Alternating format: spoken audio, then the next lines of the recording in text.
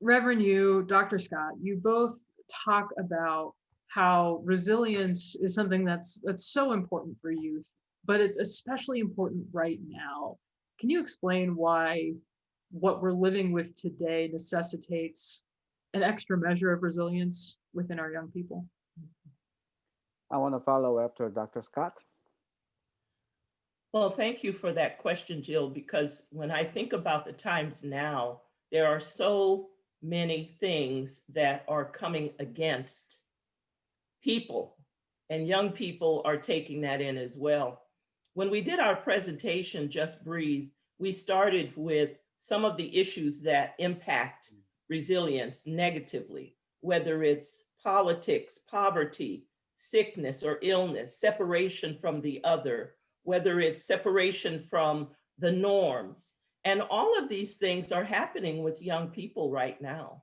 It's really sort of a convergence of a lot of situations, not to mention the deaths that are happening so quickly uh, from the COVID virus, where someone could be with you this week and next week they're gone.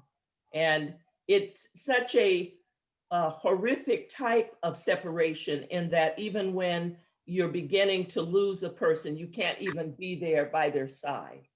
And so all of these things are happening. And when you look at the our symbol of resilience, which was the bouncy clown, it's like the clown is being hit over and over and over and over. And the clown has to keep bouncing back, bouncing back, bouncing back. But at some point, even when you think about, for those of us who are old enough to remember those bouncy clowns, sometimes those bouncy clowns started to lose their air because they'd been hit so much.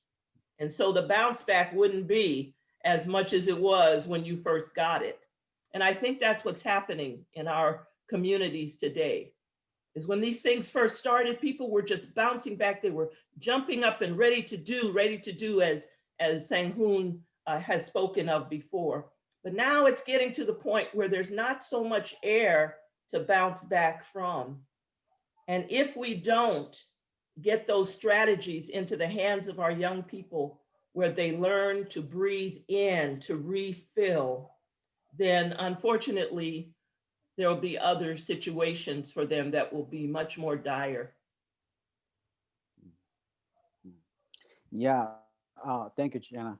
Um, you know, we know that we are in serious trouble in a sense because of COVID and racism tensions. And I am a trauma-informed care expert in a sense, and so um, one good thing is that nowadays I don't have to persuade the people why we need a trauma-informed care. Everybody's like, we need it. I don't need explanation.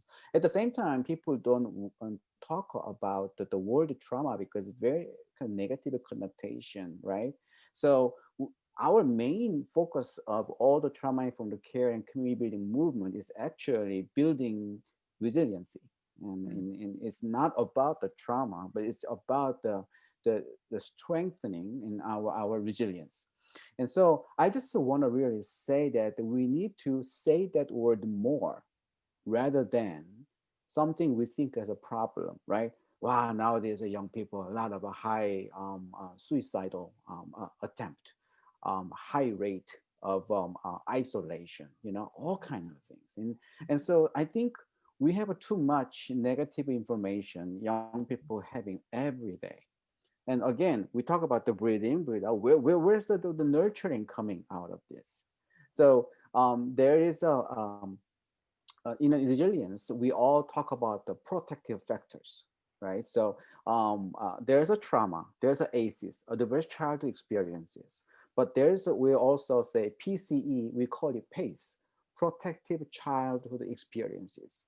So we need to focus on what's gonna make me more protected and nurturing, although I have a lot of struggle and challenge. So I can have some positive and hopeful thought in what I need to focus on right now.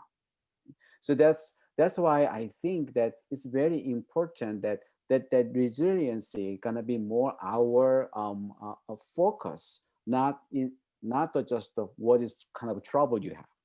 And that's very, very important. In that sense, that's why when we talk about connectivity, it makes sense. I was in a youth council meeting just before this meeting I coming up here. And then one of the youth introduced that there's some kind of a, it is COVID, everything's online, but there's a kind of a online link in talking about how we can write letter each other, right? Because now it's all because texting, but how we can write letter together. And they say love letter, but not real love letter. But anyway, we can write letter. I was kind of this is a great idea that, and because we are very tired of virtual meetings, but still, writing letter can be kind of the exciting instead of just always try to do some kind of a virtual kind of screen, meetings. And so I think we can develop more and thinking about how we can build up the connectedness with the brilliant ideas. And I know that the young people have really amazing creativity, but they just need a direction where I go. Do I go to more thinking about the troubled the world, or do I think about more hopeful and then we can be creative to build the resiliency? So I just want to really say the resiliency must be the word that we are really kind of talking and discussing, and hopefully young people can be more familiar and embracing these days. Thank you both.